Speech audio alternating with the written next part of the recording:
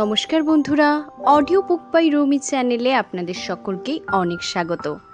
আমি রমি। আমি ধারাবাহিকভাবে পড়ে শোনাচ্ছি আপনাদের লরা ইঙ্গেলস ওয়াইল্ডারের দ্য লং উইন্টার বইটি।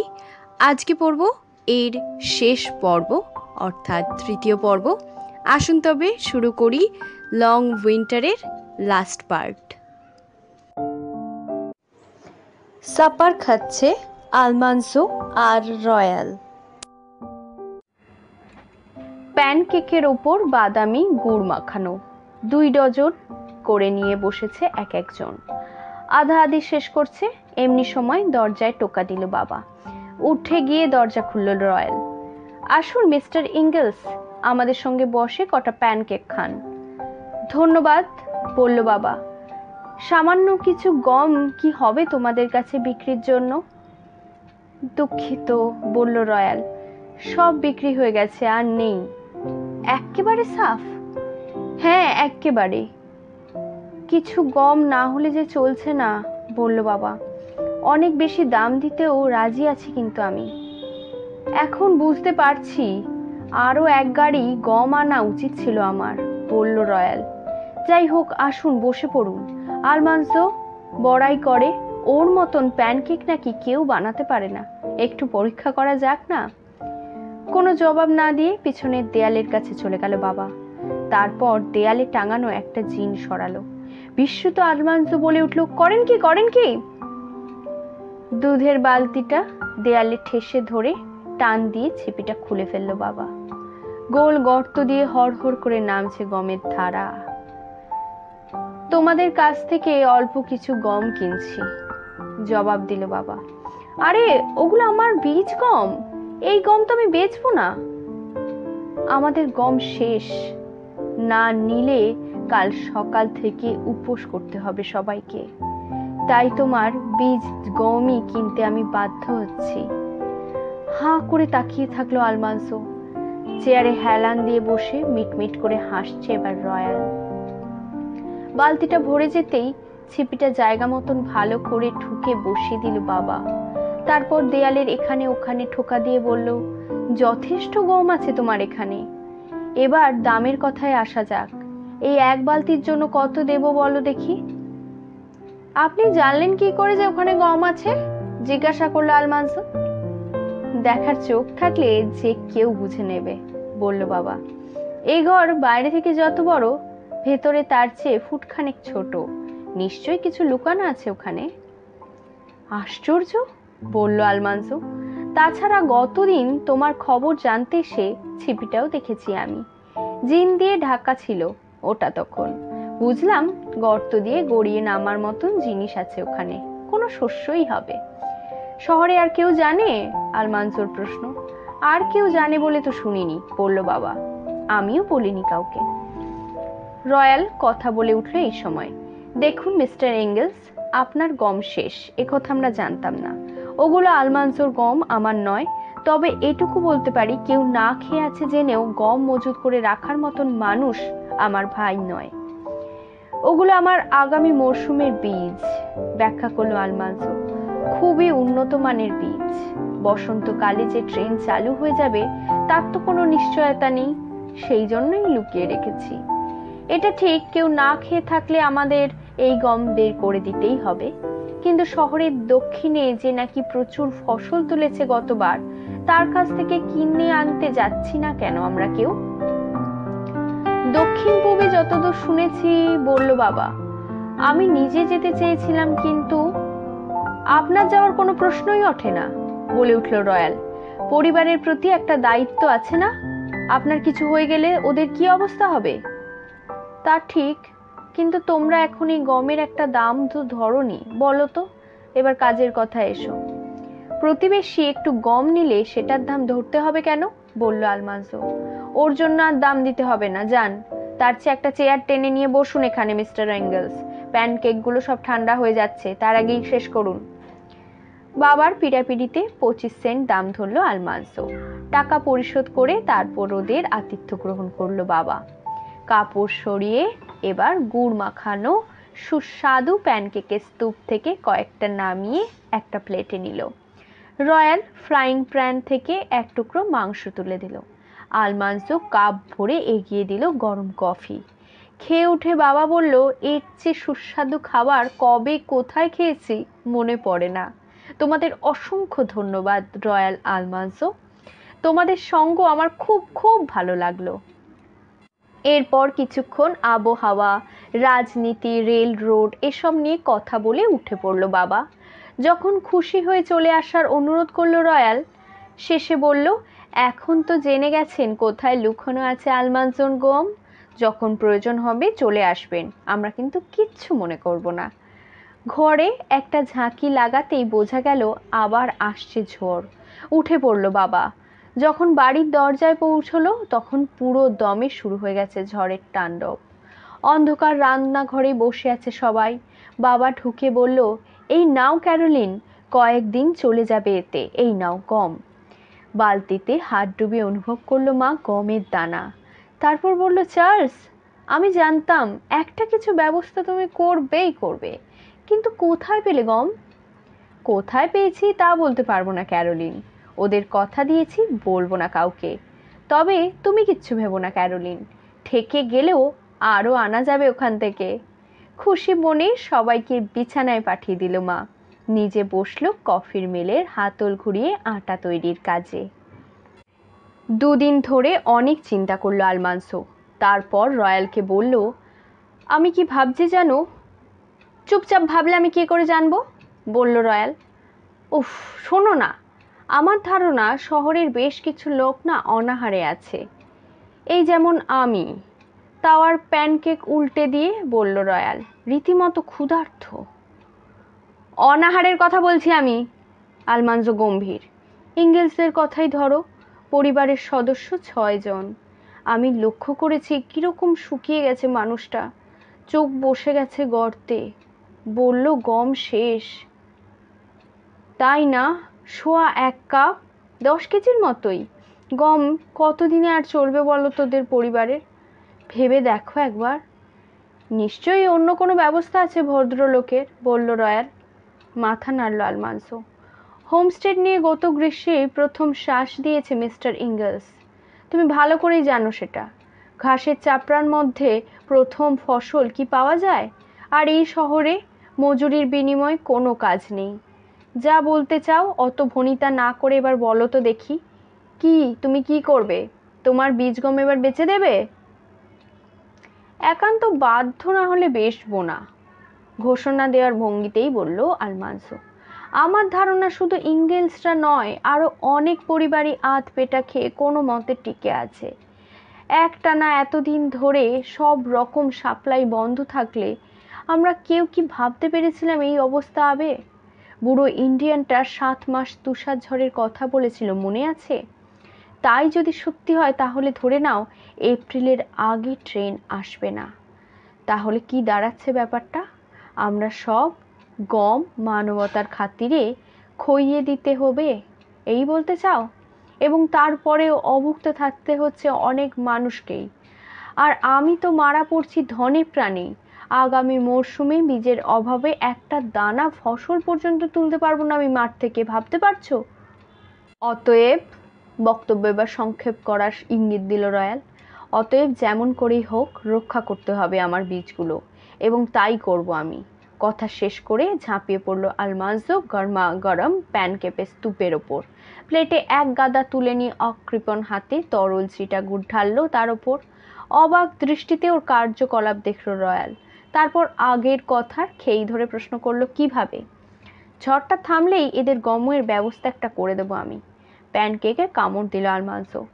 তারপর প্রশ্ন করলো রয়্যাল, কিভাবে? পর মুহূর্তে চমকে উঠে বলল, তুমি নিশ্চয়ই 20 মাইল দূরের ওই চাষির খোঁজে যাওয়ার কথা ভাবছো না, তাই তো? ভাবছি, কাউকে না কাউকে তো যেতেই হবে। 40 মাইল! হাঁ হয়ে গেল রয়্যাল। বরফ ঢাকা খোলা প্রেরিতে যেতে চাইছো? খড়ের গাদায় সুই খুঁজতে হবে, জানো? জানো না আবার কখনো বিনা নোটিশে শুরু হয়ে যাবে তুষার ঝড়? না আলমান্সো, এই কাজে আমার অনুমতি তুমি পাবে না কিন্তু, বলে দিলাম। হেসে উঠল আলমান্সো। হ্যাঁ, চেয়েছি নাকি তোমার অনুমতি? অসম্ভব, এভাবে বোকার মতন প্রাণীর ঝুঁকি আমি নিতে দেবো না। তোমার একটা কিছু হয়ে গেলে বাবাকে আমি কি জবাব দেবো? হ্যাঁ, বলবে তোমার করার কিচ্ছু ছিল না। বাবা জানে আমার খুশি মতন আমি চলি, তোমাকে আমি প্রশ্নই করবে না। বুঝতে পারছি তুমি কথা শুনবে না তো, ঠিক আছে, একা তোমাকে আমি যেতে দেব না। গাধার মতন যদি বিপদে ঝাঁপ দিতে চাও, আমিও যাব তোমার সঙ্গে। তোমাকে আমি নিলে তো। হাসলো আলমানজো। পরদিন খবর আনলো বাবা, আলমানজো ওয়াইল্ডার আর ক্যাব গার্ল্যান্ড যাচ্ছে দক্ষিণে সেই গমের খোঁজে। মুহূর্তে ফ্যাকাশে হয়ে গেল মায়ের মুখ, চোখে ভয়। কত দূর যেন বলেছিলে তুমি? আসলে সঠিক করে কেউ কিছু বলতে পারে না, সবই শোনা কথা। জায়গাটা যে ঠিক কোথায় তাও জানে না কেউ। গুজব উঠেছে ওই দিকেরই এক চাষি ভালো গম ফলিয়েছে গত মরশুমে। এদিকের কেউ যখন শহরে গম বিক্রি করেনি, তখন ধরে নেওয়া হচ্ছে যে 400-500 বুলেস গম আছে ওর কাছে। ফস্টার বলছে কার কাছে যেন শুনেছে শীতকালটা ওই সেল্টারে নিজের হোমস্টেডেই কাটাচ্ছে সে। তাই ছুটেছে ছেলে দুটো, টাকা দিচ্ছে ডোফটাস। যতটা বয়ে আনা সম্ভব ততটাই কিনে আনবে ওরা সেই চাষির কাছ থেকে, অন্তত চেষ্টা তাই করবে। কবে রওনা হচ্ছে ওরা? জিজ্ঞাসা করলো মা। ঝড়টা থামলেই। দুজন দুটো স্লেড নিয়ে যাচ্ছে। একটু চুপ করে থেকে আবার বলল বাবা, হয়তো ঠিকই কাজ সেরে ফিরবে ওরা। আকাশটা পরিষ্কার থাকলে পথ চলা খুব একটা কঠিন হবে না। বলা যায় না, আগামী 2-3টে দিন আবহাওয়া ভালো থাকলেও থাকতে পারে। অসুবিধা তো ওখানে, বলল মা। বলা তো যায় না। ওরা যদি আনতে পারে তাহলে আগামী মার্চ মাস পর্যন্ত অত্যন্ত গমের অভাব আর থাকবে না এই শহরের কারোর। মানে গম যদি সত্যিই থাকে আর ওরা যদি জায়গাটা খুঁজে পায়। তৃতীয় রাতে থামলো ঝড়। চারদিক স্তব্ধ হয়ে যেতেই ভেঙে গেল আলমানজোর ঘুম। ঘড়িতে দেখলো 3টে বাজে। না, আর শুয়ে থাকা যায় না। উঠে পড়লো ও। বাইরে উকি দিয়ে দেখলো পূব আকাশে জল জল করছে শুকতারাটা। বাতাস আসছে সামান্য, ঠান্ডা, 0-10 ডিগ্রি নিচে। মনে হলো দিনটা ভালোই যাবে। নাস্তা সেরে আলমানজো যখন ওর খড় টানা স্লেটটা নিয়ে রাস্তায় উঠলো, তখন সূর্যের দেখা নেই। শুকতারাটা ম্লান হয়ে মিলিয়ে গেছে ফর্সা হয়ে আসা পূব আকাশে। বড় রাস্তার পূব দিকে ইংরেজদের বাড়িটার পিছনে তুষারে ছাওয়া প্রেরির পটভূমিটা কালো দেখাচ্ছে। তার পেছনে গলা ঘরের সামনে খড়ের গাদা, তার পেছনে গার্ল্যান্ডের বাড়ির রান্নাঘরে আলো দেখা যাচ্ছে। আর একটু এগোতেই দেখা গেল ওর বাক্সকিন গেল্ডিং নিয়ে রাস্তায় উঠে আসছে ক্যাব গার্ল্যান্ড। দক্ষিণ পূর্ব দিকে এগোলো ওরা। বড় বিলটা যেখানে সবচেয়ে সরু সেখানে পার হবে ওরা ওইখানেই। পথ নেই, কাজেই পথ চিনে এগোবার উপায়ও নেই। সম্পূর্ণ আন্দাজের ওপর নির্ভর করে আগে আগে চলেছে আলমানজো। পিছনে পিছনে নিরাপদ দূরত্ব থেকে সাবধানে আসছে ক্যাব গার্ল্যান্ড। বড় বিলের গলার কাছে আসতেই প্রথমবারের মতন পড়ল ওরা গর্তে। Almanzo prince. Wow wow, steady steady, বলল আলমানজোর নরম গলায়। স্লেডটা থেমে দাঁড়াতেই নেমে গেল প্রিন্সকে অভয় দিয়ে নিরাপদে শক্ত বরফের উপর এবারও তুলে আনলো। তারপর আবার ওকে স্লেডের সঙ্গে জুড়ে নিয়ে এগোতে লাগলো সামনে। বড় বিল পার হয়ে দক্ষিণে জোড়া লেক হেনরি আর থমসনের দিকে ছুটলো ওরা। কোথাও প্রাণীর কোনো চিহ্ন নেই। মাইলের পর মাইল শুধু ঢেউ খেলানো তুষার আর তুষার। উজ্জ্বল রোদ সেখানে প্রতিফলিত হয়ে চোখের ঝলসে দিচ্ছে ওদের। ঠান্ডায় অসাড় হয়ে গেছে হাত পা, জমে যাচ্ছে। স্লেড থেকে নেমে কিছুক্ষণ দৌড়ে শরীর গরম করে নিচ্ছে ওরা। বুকে থাবড়া মেরে রক্ত চলাচল স্বাভাবিক রাখছে। একটা একটা কনউড গাছ দেখতে পাচ্ছে কোথাও? জিজ্ঞাসা করলো আলমানজো এবার। একটা কথা। না, জবাব দিল ক্যাব। চোখ ঝলসে গেছে আমার, দূরের কিছুই আর ঠাউর করতে পারছি না ভালো মতন। আমারও একই অবস্থা। বলার আগেই আবার গর্তে পড়ল প্রিন্স। আবার থেমে গর্ত দিকে তোলা হলো ওকে। গর্ত এড়িয়ে স্লেড এড়িয়ে গিয়ে আবার জোড়া হলো স্লেডে। আবার শুরু হলো অনিশ্চিত এই যাত্রা। কিছু দূর গিয়ে সেই কটন উড গাছের দেখা পেল ওরা। ওটা দেখা মাত্র পশ্চিম দিকে এগুলো আবার আলমানজো, যাতে গোড়া লেকের গর্তে পড়ে আর হাবুডুবু খেতে না হয়। কটনুন গাছটা পেরিয়ে এসে আর কোনো চিহ্ন পেল না ওরা, যা দেখে নিশ্চিন্তে এগোনো যায়। এখন শুধু গুজবের উপর নির্ভর করে আন্দাজে এগিয়ে যাওয়া। মাঝে মাঝে পিছন ফিরে ক্যাপের দিকে চাইছে আলমান্সো। মাথা নাড়ছে ক্যাপ, না, ধোয়ার কোনো আভাস নেই চোখের ওপর। আর কত দূর? একসময় জিজ্ঞাসা করলো ক্যাপ। যতক্ষণ গণের সন্ধান না পাচ্ছি, জবাব দিল আলমান্সো। মাথার উপর উঠে এসেছে সূর্য। হঠাৎ দিনের অর্ধেকটাই কেটে গেছে, আকাশে মেঘের চিহ্ন নেই। তবে কখন হঠাৎ করে শুরু হয়ে যাবে আবার কেউ বলতে পারে না। এক্ষুনি ফিরতে পথ ধরা উচিত, বুঝতে পারছে আলমান্সো। কিন্তু ক্ষুধার্ত একটা শহরে শূন্য স্লেট নিয়ে কি করে ওরা ফিরে যাবে বুঝতেই পারছে না। আমরা এলাম কত দূর? আবার জিজ্ঞাসা করলো ক্যাপ। মাইল 20 বা তার কাছাকাছি, আন্দাজ করল আলমান্সো। তোমার কি মনে হয় এখন ফেরা উচিত? শেষ না দেখেই চড়া হাসি হাসলো ক্যাপ। আগে হেরে তো নি, তারপর না হয় হার স্বীকার করা যাবে। উঁচু একটা ঢিবির মতন জায়গায় থেমে দাঁড়িয়ে চাইল চারিদিকে ওরা। দিগন্তর কাছে ঝাপসা একটা ভাব না থাকলে পরিষ্কার দেখতে পেল ওরা 20 মাইল পর্যন্ত। উত্তর পশ্চিম দিকে শহরের কোনো চিহ্নই দেখা গেল না। আকাশ পরিষ্কার, ঝড়ের আভাস নেই কোথাও। জমাট বরফের ওপর পা ঠুকে আর দু একবার বুক থাবড়ে রক্ত চলাচল ঠিক রাখার চেষ্টা করছে ওরা। তার তীক্ষ্ণ দৃষ্টিতেই চেয়ে রয়েছে কোনো দিকে কোনো ধোঁয়া দেখা যায় কিনা। কোথাও কোনো ধোঁয়ার আভাস নেই। কোনো দিকে যাব এবার, জানতে চাইল ক্যাপ। যে কোনো দিকে গেলেই হয়, হালকা সুরে বলল আলমান্সো। মাফলারটা আবার জড়াতে জড়াতে জিজ্ঞাসা করলো, তোমার পায়ের কি অবস্থা? সাড় দেয় না, বলল ক্যাপ। একটা দৌড় দিলে মনে হয় ঠিক হয়ে যাবে, কি বলো? আমাকেও তো তাই করতে হবে। দৌড়ে যদি সাড়া না ফেরে, থেমে তুষার ঘটতে হবে পায়ে। চলো আগে পশ্চিমে কিছু দূর গিয়ে দেখি। যদি কিছু চোখে না পড়ে তাহলে ওখান থেকে আরও দক্ষিণে চক্কর দিয়ে দেখব। উঁচু জমিটা হঠাৎ শেষ হয়ে গেল। সামনের ঢাল দেখে প্রিন্সের রাশ টানল আলমান্সো।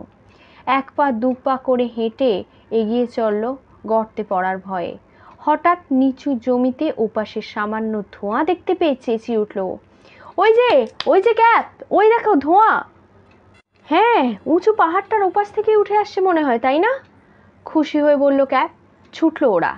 উত্তেজনার বশে আলমান্সোর পাশে চলে এলো ক্যাপ এবং কয়েক মিনিটের মধ্যেই গর্তে পড়ে গেল গলা পর্যন্ত এবং তলিয়ে গেল ওর বাকস্কিন। অনেক কষ্ট করে তুলতে হলো ঘোড়াটাকে। গর্তের কিনারা থেকে স্লেট ঘুরিয়ে আবার রওনা হতে অনেক সময় লেগে গেল। আর একবার গর্তে পড়ল, এখানেই রাত হয়ে যাবে বুঝে সাবধানে এগোলো ওরা এবার। তুষারের উঁচু পাড়ের কাছে পৌঁছে কোথাও আর কারোর পায়ের চিহ্নই দেখা গেল না। পাড়ের কিনারা ধরে দক্ষিণ দিকে এসে দেখা গেল তুষার সরিয়ে একটা পথ মতন তৈরি করা হয়েছে। একটা দরজার সামনে গিয়ে শেষ হয়েছে পথটা। স্লেট থামিয়ে দ্বৈত কণ্ঠে ডাক পারল ওরা। দড়াম করে খুলে গেল দরজা। দরজায় দাঁড়িয়ে হাঁ করে ওদের দিকে চেয়ে রয়েছেন একটা লোক। লম্বা চুল, অনেক দিনের না কামানো দাড়িতে নাক মুখ প্রায় অদৃশ্য। আরে কারা তোমরা? বিস্মিত কণ্ঠে চেঁচিয়ে উঠল লোকটা। আরে দাঁড়িয়ে আছো কেন? ভেতরে এসো, ভেতরে এসো। কোত্থেকে এলেও? যাচ্ছই বা কোথায়? ভেতরে এসো, তাড়াতাড়ি এসো। কটা দিন থাকছো তোমরা আমার এখানে? ঢুকে পড়ো ঘরে। এতই উত্তেজিত হয়ে পড়েছে যে জবাবের অপেক্ষা না করেই প্রশ্ন করে চলেছেন একের পর এক। আগে আমাদের ঘোড়া দুটোর একটা ব্যবস্থা করতে হবে, বলল আলমান্সো। বেশ তো। এক খাবলা দিয়ে একটা কোট সংগ্রহ করলো লোকটা। সেটা গায়ে চড়িয়ে লাফ দিয়ে বেরিয়ে এলো বাইরে। এইদিকে, এইদিকে আসতে বল। এসো এসো, আমার সঙ্গে এসো। কোথা থেকে এসেছো তোমরা? শহর থেকে, জবাব দিল ক্যাপ। ঘোড়ার সাজ খুলতে খুলতে নিজেদের পরিচয় দিল ওরা। লোকটাও নিজের পরিচয় দিল। নাম অ্যান্ডারসন। আস্তাবলের একধারে সার বেঁধে খুঁটি গেড়ে দেয়াল তোলা হয়েছে। দেয়ালের গায়ে একটা দরজা বসানো। দেয়ালের একটা ছোট্ট ফাঁকা গলে কয়েকটা দানা গম পড়ছে এপাশের মেঝেতে। তাই দেখে হাসি খুশি পরস্পরের দিকে তাকালো ক্যাপ আর আলমান্সো। ঘোড়া দুটোকে পানি আর জই খাইয়েছে। সামনের গামলায় এক গাদা খড় দিয়ে অ্যান্ডারসন এক জোড়া কালো ঘোড়ার পাশে বেঁধে রাখলো ওদেরকে। তারপর লোকটার পিছু পিছু ওরা মাটির ঘরে গিয়ে ঢুকলো। ঘরটা ভীষণ গরম। স্টোভে পানি ফুটছে, দেয়ালের গায়ে লাগানো একটা টেবিলে অ্যান্ডারসনের ডিনার সাজানো। ওদেরকে বসে পড়তে অনুরোধ করলো সে। বলল অক্টোবরের পর থেকে আর কোনো মানুষের সাক্ষাৎ পাননি। বিনা বাক্য ব্যয়ে বসে গেল ওরা। বিন সেদ্ধ, সাওয়ার ডাব বিস্কিট আর শুকনো আপেলের সস দিয়ে তৃপ্তির সঙ্গে ডিনার খেয়ে ফেলল। গরম খাবার আর কফি পেটে পড়তেই অর্ধেক শরীর গরম হয়ে গেল, কিন্তু চুলোর ধারে পা সেঁকতে গিয়ে টের পেল ওরা ব্যথা কাকে বলে। তবে এইটুকু নিশ্চিত হয়ে গেল যে জমে অকেজো হয়ে যায়নি পা। কোথায় কোথায় অ্যান্ডারসনকে জানালো আলমানজো ওরা কিছু গম কিনতে চায়। কিন্তু আমি তো গম বেচবো না, পরিষ্কার জানিয়ে দিলেন অ্যান্ডারসন। আগামী মরশুমের বীজ হিসেবে রেখেছি আমি ওগুলোকে। কিন্তু এই অসময়ে গম কিনতে বেরিয়েছে কেন তোমরা? ট্রেন বন্ধ হয়ে যাওয়ার কথা, শহরের ক্ষুধার্ত লোকেদের কথা ভেঙে বলল ওকে আলমানজো। বিশেষ করে কষ্টে আছে নারী আর শিশুরা। সেই ক্রিসমাসের আগে থেকে আধপেটা খেয়ে কোনো মতে টিকে আছে ওরা। ওদের জন্য খাবারের ব্যবস্থা না গেলে বসন্তের আগেই সব মরে যাবে। সেটা আমার দেখার বিষয় নয়, বলল অ্যান্ডারসন। কেউ যদি নিজের অদূরদৃষ্টিতার কারণে কষ্ট ভোগ করে, তার দায় দায়িত্ব অন্যের ওপর বর্তায় না। তোমাকে কেউ দায়ী করছে না মিস্টার অ্যান্ডারসন, বলল আলমানজো। কেউ তোমার কাছে ভিক্ষাও চাইছে না। এলিভেটর পর্যন্ত পৌঁছে যে দাম হয়, আমরা সেই দামেই তোমার গম কিনে নেওয়ার প্রস্তাব দিচ্ছি। পরিবহন খরচ আমাদের। বুঝলাম, কিন্তু বিক্রি করার মতন গম নেই আমার কাছে। যা আছে সেটা আমি বেচবো না। উজ্জ্বল হাসি হেসে ক্যাব বলল, আমরা তোমাকে সবই খুলে বলেছি মিস্টার অ্যান্ডারসন। তোমার কিছু গম না পেলে না খেয়ে থাকবে শহরের বহু লোক। বেশি দাম দিতেও রাজি আছে তারা। তুমি বলো না কত চাও। তোমাদের কাছ থেকে কোনো সুবিধে আদায় করার চেষ্টা করছি, ভুলেও কিন্তু এই কথা ভেবো না, বলল অ্যান্ডারসন। আসল কথা, আমার বীজ গম আমি বিক্রি করতে চাই না। ওগুলো আমার আগামী বছরের ফসল। বেচতে চাইলে গত শরতেই তো বেচে দিতাম। ঠিক আছে, ব্রুসেল প্রতি $1 করে দেবো আমরা। বাজারের দর থেকে 18 সেন্ট বেশি। তার উপর পরিবহন খরচ আমাদেরই। আমার বীজ আমি বেচবো না, বলল মিস্টার অ্যান্ডারসন। আগামী মরশুমে ফসল ফলাতে হবে তো আমাকে। আগামী মরশুমের বীজ কিনে নিতে পারবে তুমি, ধ্যান মগ্ন ভঙ্গিতে বলল আলমানজো। বেশিরভাগ মানুষই তাই করবে। তুমি প্রতি ব্রুসেলে 18 সেন্ট লাভকে ধর্তব্যের মধ্যেই তো আনছো না মিস্টার অ্যান্ডারসন। কি করে জানবো যে ঠিক সময় মতন বীজ এসে পৌঁছবে শহরে? তোমরাই তো বলছো কবে ট্রেন আসে তার ঠিক নেই, গম্ভীর অ্যান্ডারসন জবাব দিল তার ক্যাব। ঠিক তো, কোনো কিছুরই তো নেই মিস্টার অ্যান্ডারসন। এই বীজ বুনে তুমি ফসল ঘুরে তুলতে পারবে তারও তো কোনো নিশ্চয়তা নেই। ধরো ক্যাশ টাকা না নিয়ে তুমি সব গম বুনলে জমিতে, শিলাবৃষ্টি হতে পারে, পঙ্গপালে ঝাঁক আসতে পারে, পারে নাকি? তা ঠিক, মেনে নিল অ্যান্ডারসন। একমাত্র পকেটের ক্যাশ সম্পর্কেই নিশ্চিত হওয়া যায়, চট করে বলল এবার আলমানসো। না হে না, ধীরে মাথা নাড়ল অ্যান্ডারসন। এ গম আমি বেচবো না। আরও 40 একর জমিতে চাষ দেবো আমি আগামীবার। আমার নিজেরই লাগবে এগুলো। পকেট থেকে মানি ব্যাগ বের করলো আলমানসো। ঠিক আছে যাও, প্রতি বুশেল $1.25 ক্যাশ। নোটগুলো বের করে টেবিলে রাখলো। দ্বিধায় পড়ল এবার অ্যান্ডারসন। চোখ সরিয়ে নিল টাকার থেকে, ভাবছে। সুযোগ এলে তার সদ্ব্যবহার করা কিন্তু বুদ্ধিমানের লক্ষণ, বলল ক্যাব। নিজের অজান্তেই টাকাগুলোর ওপর ফিরে এলো অ্যান্ডারসনের চোখ। চেয়ারের পেছনে হেলান দিয়ে চেষ্টা করছে একটা সিদ্ধান্তে পৌঁছতে। মাথাটা চুলকে নিয়ে নিচু গলায় বলল, কিছু জমিতে অবশ্য জয় বোনা যায়। চুপ করে থাকলো আলমানজো আর ক্যাব। বুঝতে পারছে হ্যাঁ আর নায়ের ঠিক মাঝখানে দুলছে এখন লোকটার মন। এখন যে সিদ্ধান্ত নেবে তার থেকে আরও নড়বে না। হিসেবি লোক অনেকক্ষণ চুপ করে থাকলো, বলল, মনে হচ্ছে এই দামে 60 বুশেলের মতন বিক্রি করা যায়। চট করে টেবিল ছেড়ে উঠে দাঁড়ালো আলমানজো আর ক্যাব। চলো তাহলে তুলে ফেলি স্লেডে, বলল ক্যাব। যেতে হবে বহু দূর। রাতটা থেকে যেতে বলল ওদের অ্যান্ডারসন, কিন্তু ঝড়ে আটকা পড়ে যাওয়ার ভয়ে রাজি হলো না ওরা। তবে ধন্যবাদ জানাতে কসুর করলো না। তিনজন মিলে ঝটপট ছোলায় ভরে নিল ওরা গম, ভাগাভাগি করে তুলল স্লেটে। তারপর বিদায় নিয়ে রওনা হয়ে গেল। ফেরার পথে পালা করে গর্তে পড়তে শুরু করলো ঘোড়া দুটো। ওদের গর্ত থেকে তুলে আবার স্লেডে জুড়ে রওনা হতে সময় লাগছে অনেক। যতই সময় যাচ্ছে ততই উদ্বিগ্ন হয়ে পড়ছে আলমান্জো। আধার হয়ে গেলে শহরে পৌঁছতে মুশকিল হবে। মোটামুটি উত্তর পশ্চিম দিকে এগোচ্ছে ওরা। কোথাও পুকুর বা বিল আছে বলে তো সন্দেহ নয়। অনেক দূর ঘুরে তারপর আবার এগোচ্ছে। ঘোড়া দুটো খুব ধীরেই এগোচ্ছে, বারবার গর্তে পড়ে ভয় ধরে গেছে ওদের মনে। তাছাড়া 30 বুশেল গমের ওজনও তো কম নয়, প্রায় 22 মনের মতন। দ্রুত ক্লান্ত হয়ে পড়ছে ওরা, বিশ্রাম দিতে হচ্ছে ওদের অনেকটাই। হিম শীতল বাতাস ঠেলে এগোচ্ছে ওরা দুজন। মাঝে মাঝেই দু হাতে বুক চাবড়াচ্ছে, পা ঠুকছে শক্ত বরফের ওপর, কিন্তু হাত পায়ের অবশ দূর হচ্ছে না কিছুতেই। এই যে ওয়াইল্ডার, ডাকলো ক্যাপ, আমরা একটু বেশি সরাসরি উত্তর দিকেই চলছি না? কি করে বলি, জবাব দিল আলমাজো। মনে হয় আর কিছু দূর গেলে ওই উঁচু জায়গা থেকেই কটন উড গাছটা দেখা যাবে, বুঝলে? আমারও তাই মনে হচ্ছে, বলল ক্যাপ। কিন্তু পরপর বেশ কয়েকটা ঢাল বেয়ে উঠেও দেখা গেল না গাছটাকে। সামনে শুধু ঢেউ খেলানো তুষার আর তুষার।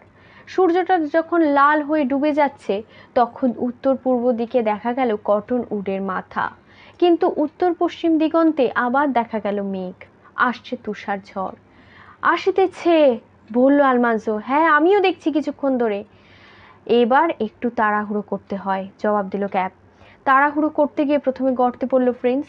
ওটাকে তুলে রওনা হতে না হতেই পড়ল ক্যাপের বাঘস্কিন। দুজনে মিলে অনেক সাধ্য সাধনা করে তোলা হলো বাঘস্কিনটাকে। ততক্ষণে গাঢ় হয়ে এসেছে আধার, আর উত্তর পশ্চিম দিক থেকে এক এক করে উজ্জ্বল তারাগুলো নিভিয়ে দিতে দিতে এগিয়ে আসছে তুষার ঝড়। ক্লান্ত ঘোড়া দুটো অনেক সাদাসাদি করেও আর বেশি জোরে ছুটছে না। কোনো মতে বড় বিলটার সরু জায়গাটা দিয়ে নিরাপদেই পেরিয়ে এলো ওরা। এবার শুধু আবছাভাবে কয়েকটা গজ দেখতে পাচ্ছে ওরা। একটাও তারা নেই, যা দেখে আন্দাজ করবে কোন দিকে এগোচ্ছে। সন্ধ্যের দিকে ঘরে ফিরল বাবা, গম্ভীর। আবার আসছে ঝড়, বলল বাবা কট খুলতে খুলতে। ওরা ফেরেনি? জিজ্ঞাসা করলো মা। না। আর একটা কথাও বলল না কেউ। সবাই অপেক্ষায় আছে কখন ঝড়ের ধাক্কায় কেঁপে উঠবে বাড়িটা। তারপর শুরু হয়ে যাবে বাতাসের করুণ বিলাপ। কিছুক্ষণের মধ্যেই এসে পড়ল তুফান। সেই রাতে লেপের নিচে আস্তে করে ডাকলো মেরি। লরা। কি, ওদের জন্য প্রার্থনা করেছো? করেছি, জবাব দিল লরা। তোমার মনে হয়েছে করা উচিত? হ্যাঁ, নিজের জন্য নয়, গম পেলে বেঁচে যাবে সবাই, সেই জন্যেও না। আমি শুধু বলেছি প্রভু যেন ওদের জীবন রক্ষা করেন। 4 দিন ধরে চলল তুমুল ঝড় আর তুষারপাত। ইতিমধ্যে শেষ হয়ে এসেছে গম। অবশিষ্ট গম দিয়ে আজ ছোট্ট একটা পাউরুটি তৈরি করেছে মা। 4র্থ দিন সন্ধ্যের দিকে থামল ঝড়। গায়ে কোট ছড়ালো বাবা বাইরে যাবে বলে। ওরা বুঝতে পারছে শহরের কাছাকাছি এসে পড়েছে, কিন্তু অবাক হলো একটা আলো চোখে পড়ছে না বলে। এবার ওরা যদি শহরটাকে পাশ কাটিয়ে চলে যায়, ঝড় এসে পড়লে আর কোনো দিনই পথ চিনে পৌঁছতে পারবে না সেখানে। তুষার শুরু হয়ে গেল, 10 গজের দূরেও দেখতে পাওয়া যায় না কিচ্ছু। এতক্ষণে তো আমাদের পৌঁছে যাওয়ারই কথা, তাই না? বলে উঠল ক্যাপ। আমারও তাই মনে হচ্ছে, জবাব দিল আলমান্জো। কিন্তু আশ্চর্য, একটা আলো তো চোখে পড়ছে না। ভুল পথে যাচ্ছে নাকি আমরা? কথাটা বলার সঙ্গে সঙ্গে আলমান্জোর মনে হলো সামান্য একটা আলোর আভাস যেন চোখে পড়লো ওর। বুঝতে পারলো একটা দরজা খুলেই বন্ধ হয়ে গেল। হাঁক ছাড়লো, এইদিকে এইদিকে ক্যাপ, আমরা পশ্চিমে সরে গেছি। সোজা উত্তরে ছুটলো এবার ওরা। আবার আলোর ঝলকানি দেখতে পেল আলমান্জো। বুঝলো ঝড়ের আগে স্টোর থেকে পালাচ্ছে লোকজন। ওরা যখন লোভস্টারের স্টোরের সামনে পৌঁছলো ঠিক তখনই প্রবল বিক্রমের ঝাপটা মারল ঝড়, সেই সঙ্গে তুষার। স্লেট থাক, বলল আলমান্জো ক্যাপকে। ঘোড়াটাকে খুলে নিয়ে ভাগো। ঘোড়া খুলে নিয়ে এক লাফে ওঠার পিঠে উঠে বসলো ক্যাপ। পর মুহূর্তেই অদৃশ্য হয়ে গেল বাড়ির পথে। স্টোরে ঢুকলো আলমান্জো। গরম হয়ে আছে স্টোরটা। মিস্টার লোফটার ছাড়া আর কেউই নেই। ওকে দেখে বলে উঠলেন লোফটার, ফিরেছো তাহলে? পেয়েছিলে সেই চাষিকে? হ্যাঁ হ্যাঁ, 60 বুশেল কিনে এনেছি, ওগুলো ভেতরে এনে রাখতে হবে, হাত লাগাবেন প্লিজ। গম ভরা ছালাগুলো দেয়ালের গায়ে ঠেকিয়ে রাখলে এবার ওরা। বাইরে প্রচণ্ড হয়ে উঠেছে ঝড়ের তাণ্ডব। কোনো মতে মিস্টার লোফটারের হাতে গরম গমের রসিদ আর বাকি টাকা গুজে দিল আলমান্সো। বলল, আপনি আমাকে $80 দিয়েছিলেন, বেঁচে রইল এই $5।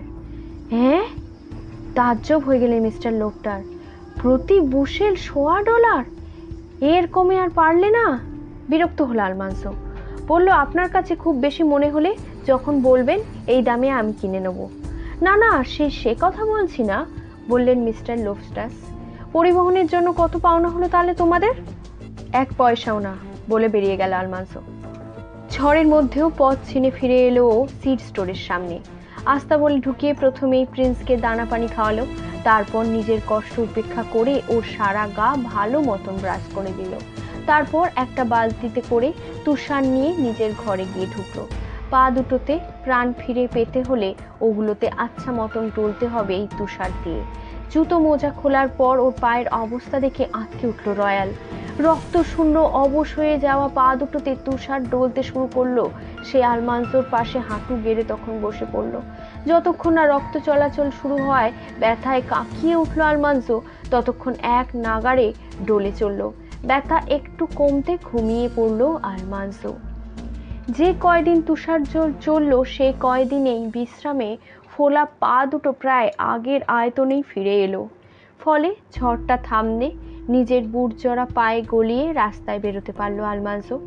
রাস্তায় বেরিয়েই দেখলো ফুলারের হার্ডওয়্যার স্টোরের সামনে অনেক লোকের ভিড়। উত্তেজিত কণ্ঠে কী সব বলছে। কি খবর, কিসের গোলমাল? জিজ্ঞাসা করলো আলমান্সো কাছে গিয়ে। ওর গলার আওয়াজ পেয়ে পিছনে ফিরল মিস্টার হারথর্ন। বললেন, এই যে আলমান্সো, গম বয়ে আনার জন্য তুমি কোন টাকা নিয়েছো লোফটারের কাছ থেকে? ক্যাব বলছে ও নেয়নি, তুমি নিয়েছিলে? আলমান্সোকে দেখে হাসিতে উদ্ভাসিত হয়ে উঠল ক্যাপের মুখটা। বলল, হ্যালো ওয়াইল্ডার, নিলে একেবারে চামড়া ছিলে নিয়ে এলে। ওই যে জোকটাকে বলে ফেলেছি, 1 পয়সাও দিতে হবে না, আগে জানলে একেবারে ছিলে ফেলতাম। ব্যাপারটা কি বলো তো? অবাক হয়ে গেল আলমান্সো। আমি তো ওই একই কথা বলে ফেলেছি, আমাকে কিছু দিতে হবে না। কেন, আমরা টাকার জন্য গিয়েছিলাম এ কথা বলছে নাকি কেউ? জেরান্ড ফুরন বললেন, 1 ব্রুশেলের দাম চাইছে লোফটার $30। এবার সবাই একসঙ্গে হাউমাউ শুরু করে দিল। স্টোভের পাশ থেকে উঠে দাঁড়ালো বাবা। লম্বা শীর্ণ দেহ, উঁচু হয়ে উঠেছে চোয়ালের হাড়, জল জল করছে নীল দুটো চোখ। এখানে হল্লা করে কোনো লাভ হচ্ছে না, বলল বাবা। তার চেয়ে চলো সবাই মিলে গিয়ে লোফটার্সকে বোঝাই। ঠিক বলেছ, লাফিয়ে উঠল একজন। চলো সবাই, ওই গম আমরা কেড়ে নেব। বোঝানোর কথা বলেছি কিন্তু আমি, কঠোর গলায় বলল বাবা। আমি যুক্তি আর বিবেক বিবেচনার কথা বলেছি, বুঝেছো? কারোর জিনিস লুট করার কথা নয়। তুমি তা বলতে পারো, একজন চেঁচিয়ে বলল, কিন্তু আমি আমার বাচ্চাদের মুখে খাবার তুলে দেওয়ার কথা বলেছি। গম ছাড়া বাড়ি ফিরতে পারবো না আমি, তোমরা হয়তো পারবে। না না, কয়েকজন সমর্থন দিল ওকে। কথা বলে উঠল এবার ক্যাপ। ওয়াইল্ডার আর আমরা 2-1টা কথা তোমাদের বলা দরকার। গম নিয়ে এসেছি আমরা ঠিকই, তবে এখানে গোলমাল পাকানোর জন্য আমরা কিন্তু গম আনিনি অত কষ্ট করে। ঠিক বলেছ, বললেন জেনারেল ফুলার। সবার উপর চোখ বুলালেন। শহরে কোনো রকম গোলমাল কিন্তু চাই না আমরা। মাথা গরম করবার কি আছে? আমি তো বুঝতেই পারছি না। আলমান্সো কিচ্ছু বলতে যাচ্ছিল, কিন্তু বাধা দিল একজন। হ্যাঁ, প্রচুর খাওয়ার মজুদ আছে তো তোমার, তাই বুঝতে পারছো না। তোমার বা ফুলারের তো যথেষ্ট আছে, খিদের কষ্ট কি বুঝবে কি তোমরা? তবে আমি বলে দিচ্ছি, যেমন করেই হোক গম না নিয়ে আমি। আপনার ঘরে কি পরিমাণ খাবার আছে মিস্টার ইঙ্গেলস? লোকটাকে বাধা দিয়ে কথা বলে উঠল ক্যাব গার্ল্যান্ড। 1 দানাও নেই, বলল বাবা। গতকাল কফি মিলে গুঁড়ো করেছি আমরা আমাদের শেষ গম, আজ সকালে খেয়েছি সেই রুটি। থমকে গেল সবাই বাবার স্বীকারোক্তি শুনে। চট করে আলমান্সো বলল, শুনলে তোমরা? ব্যাপারটা মিস্টার ইঙ্গেলসকেই সামলাতে দাও, বুঝলে? ঠিক আছে, তোমরা রাজি থাকলে নেতৃত্ব দিতে আমার আপত্তি নেই, বলল বাবা। সবাই রাজি হয়ে গেল। বেশ, তাহলে চলো সবাই। দেখি কি বলার আছে লোফটাসের। তুষারে ছাওয়া বস্তা ধরে সবাই চলল মিস্টার লোফটাসের স্টোরের দিকে। ওদের আসতে দেখে কাউন্টারের পেছনে চলে গেল লোফটাস। ভেতরে ঢুকে দেখা গেল গমের বস্তার পেছনের ঘরেই সরিয়ে ফেলা হয়েছে। বাবা তাকে বললেন, গমের দাম মাত্রাতিরিক্ত ধরা হয়েছে, ব্যবসাটা আমার, বুঝলে ইঙ্গেলস, বললেন মিস্টার লোফটাস। আমার গমের দাম আমি কত ধরবো সেটা আমার ব্যাপার, অনেক বেশি দামে কিনতে হয়েছে ওই গম। শুনলাম ব্রুসেল প্রতি $1.25, বলল বাবা। আমি কত নেব সেটা এবার আমার ব্যাপার, গো ধরলেন মিস্টার লোফটাস। একটু পরেই টের পাবে এটা কার ব্যাপার, বলল একজন। আমার সম্পত্তি একবার শুয়েই দেখো না, আইনের আশ্রয় নেব আমি, শাসালেন মিস্টার লোফটাস। অনেকেই বাঁকা হাসি হাসলো এই কথা শুনে, কিন্তু দমলেন না তিনি। দুম করে ডেস্কের ওপর একটা কিল মেরে বললেন, আমার গম যা খুশি দাম ধরার অধিকার আমার আছে। তা ঠিক লোফটাস, অধিকার আছে তোমার, বলল বাবা। দেশটা স্বাধীন, নিজের সম্পদ নিয়ে যা খুশি করবার অধিকার রয়েছে সবার। জনতার দিকে ফিরল বাবা। তোমরা সবাই যেন কথাটা সত্য, চাইল লোফটাসের দিকে। কিন্তু লোফটাস, তুমিও ভুলো না, আমরাও সবাই মুক্ত, স্বাধীন। এই শীত কিন্তু থাকবে না চিরকাল। মনে হয় তারপরেও তোমার ব্যবসা করার ইচ্ছে আছে, তাই না? আমাকে হুমকি দিচ্ছ তুমি, ভুরু কুচকালেন মিস্টার লোফটাস। তার প্রয়োজন পড়ে না, বলল বাবা শান্ত গলায়। এটা তো সহজ কথা, যা খুশি দাম ধরার অধিকার যদি তোমার প্রয়োগ করো, আমরাও আমাদের অধিকার কিন্তু প্রয়োগ করব যেমন খুশি। আজ আমাদের ওপর এক হাত নেবে তুমি, কারণ তুমি বলছো এটা তোমার ব্যবসা, কিন্তু তোমার ব্যবসাটা নির্ভর করে খদ্দেরদের উপর, অর্থাৎ আমাদের উপর। এখন তোমরা খেয়াল করছো না, কিন্তু আগামী গ্রীষ্মে ঠিকই কিন্তু সেটা টের পাবে। ঠিক তাই, বললেন জেনারেল ফুলার। মানুষের সঙ্গে সুসম্পর্কের মাধ্যমেই চালাতে হয় ব্যবসা, তা নইলে টেকা যায় না, অন্তত এই দেশে নয়। জটলার মধ্যে থেকে রাগী গলা শোনা গেল একটা, আমরা এখানে কোনো তোষামত করতে আসিনি, গম কোথায়? তুমি কিন্তু বোকামি করছো লোফটাস, বললেন মিস্টার হারথর্ন। টাকা তোমার খাটলো কোথায়, বলল বাবা।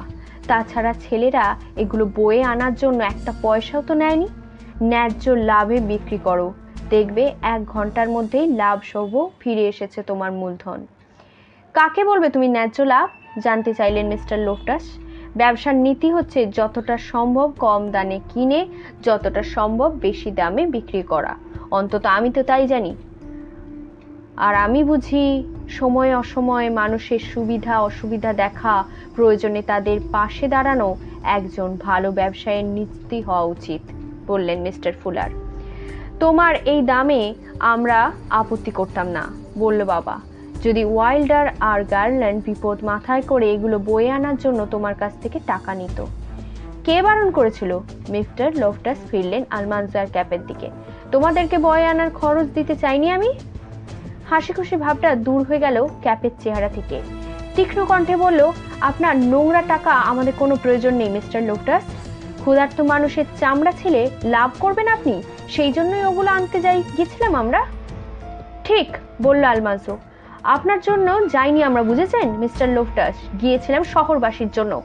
আমাদের মজুরি দেওয়ার মতন টাকা আপনার ক্যাশ বাক্সে নেই, বুঝলেন? ক্যাপ আর আলমানজোর মুখ থেকে চোখ সরিয়ে উপস্থিত আর সবার মুখের উপর চোখ বুলালেন মিস্টার লোফটাস। মুখটা একবার খুলে বন্ধ করে ফেললেন। তারপর বললেন, ঠিক আছে, কেনা দামেই বেচবো আমি এই গম, ব্রুসেল প্রতি $1.25।